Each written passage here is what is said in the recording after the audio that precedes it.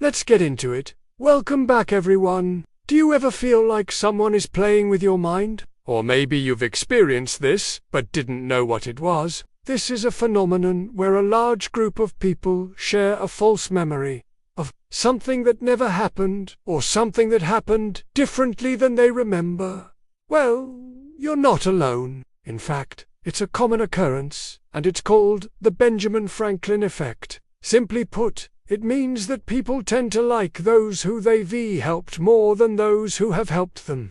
Well, there's a reason for this, and it's called the serial position effect. This is a cognitive bias that causes people to remember things better when they are at the beginning or end of a list rather than in the middle. Maybe you were in class and the teacher asked a question you knew the answer to, but you wanted to see if your friend would get it right. This is called playing dumb, and it's a common tactic used in debates and negotiations. People play dumb when they want to avoid giving away information, or when they want to make themselves appear weaker than they actually are. Playing dumb can be an effective way to get what you want, because it makes the other person think that you're not a threat. By pretending to be weaker than you actually are, you avoid conflict and get what you want without having to fight for it. However, it's important to be careful when playing dumb. If you're not careful, the other person may realize that you're not as weak as you seem, and you could end up in a difficult situation.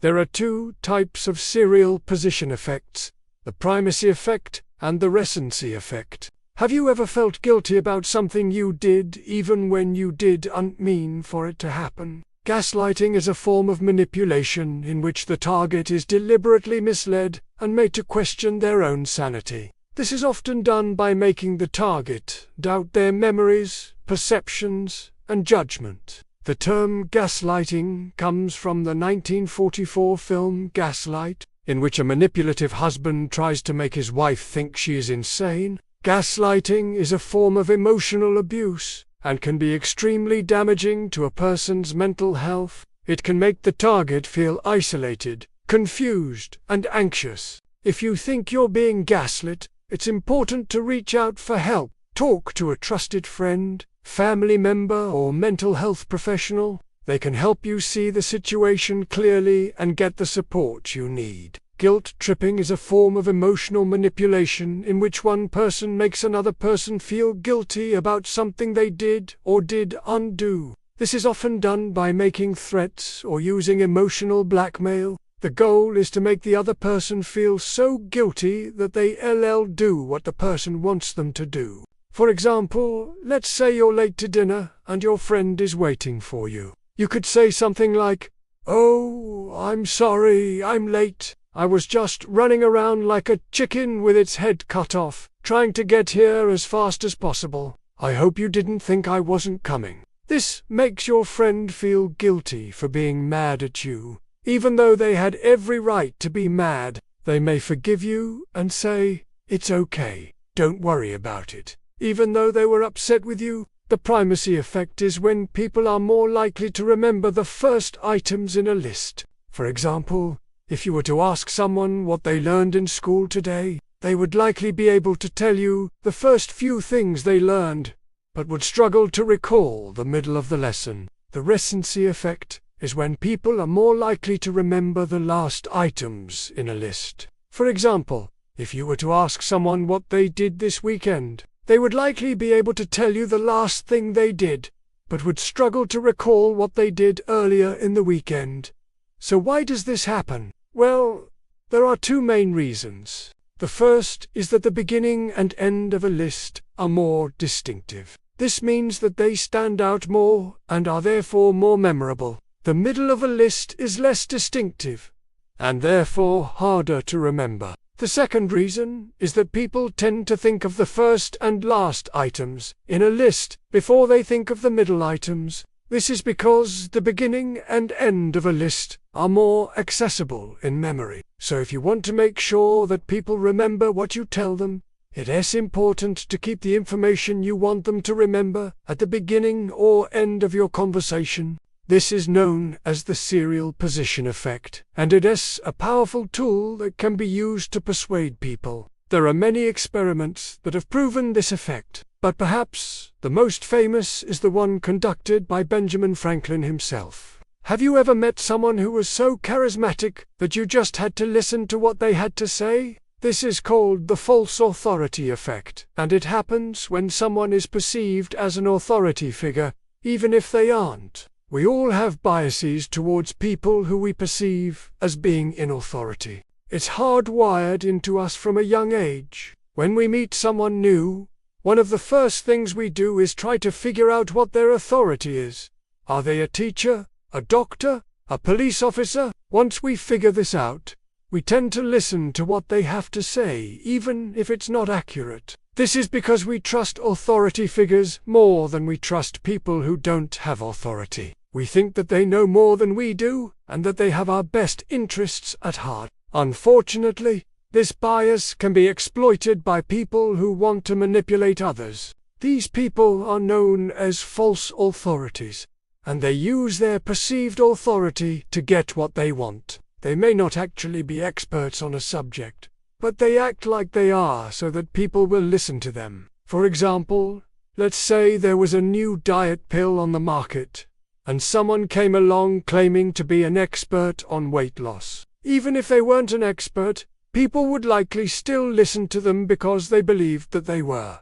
This is an example of the false authority effect, and it's a powerful tool that can be used to persuade people. He once asked a powerful politician for a small favor, and when the favor was granted, he immediately wrote him a long letter thanking him for his help. The politician was so touched by the letter that he immediately agreed to do another favor for Franklin. What's interesting is that Franklin had no intention of actually using the second favor. He just wanted to see if the politician would do it anyway. And sure enough, he did. Franklin realized that he had stumbled onto something very powerful, an unspoken rule of human interaction. If you want to get something from someone, you must first give them something.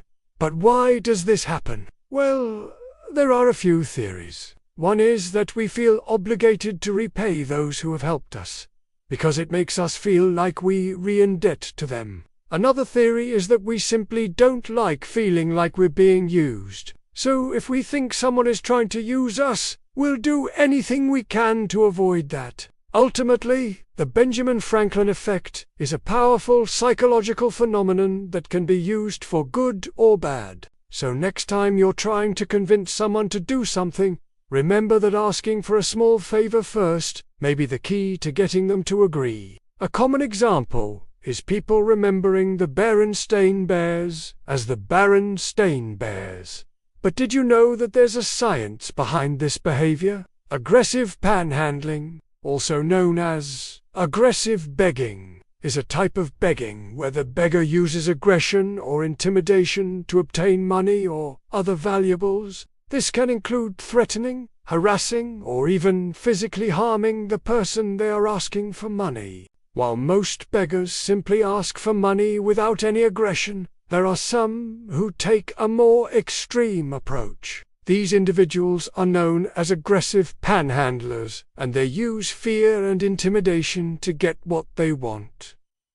But why do they do this? Why wouldn't they just ask for money in a nice way? There are a few reasons for this behavior. One is that the individual may be desperate for money and feel that they have no other option. They may also have a substance abuse problem and be using the money to buy drugs. Additionally, some aggressive panhandlers have mental health problems that make it difficult for them to interact with others in a normal way. Whatever the reason, aggressive panhandling is a serious issue that should not be ignored. If you ever find yourself being harassed by a panhandler, it's important to remove yourself from the situation and seek help if necessary. It's a fun little fact, but this phenomenon can also be used to confuse and trick people. By planting false information in someone's head, you can slowly convince them that it's true. This could be as simple as repeating a lie over and over again until the person believes it. Or it could be more subtle, like getting someone to agree. to a small request, and then using that agreement to manipulate them into doing something bigger. How does this work, you might ask? Well, people are more likely to believe something if it comes from a source they trust. So if you want to play with someone's mind, you need to first establish yourself as a credible source. Once you've done that, it's all about repetition. The more you repeat a lie, the more it starts to sound true. Even if the person knows deep down that it's not true, the lie will still take root in their brain, and eventually they'll start to believe it. For example, let's say you wanted to convince someone that the sky is green. You would never say something like, "Hey, just so you know, the sky isn't blue, it's actually green. That's too obvious, and they'll never believe you." Instead, you would start by planting little seeds of doubt. You would say things like, "Isn't it weird how the sky looks different every day? Or do you ever wonder what the sky really is?" By asking these questions, you're planting little seeds of doubt in the person's mind. They'll start to wonder if they're wrong, and if the sky really is green. Once you've done that, you can start repeating the lie. Every time you look up at the sky, say, "Isn't it beautiful? The green really stands out." The more you repeat this, the more the person will start to believe it. Eventually, they may even start seeing the sky as green, even though it's really blue. Either way, in today's video we'll be discussing how to play with people's minds. So make sure to watch until the end, because the last one is truly scary. First, lay some false information. Have you ever heard of the Mandela effect? No. 2. Use the Benjamin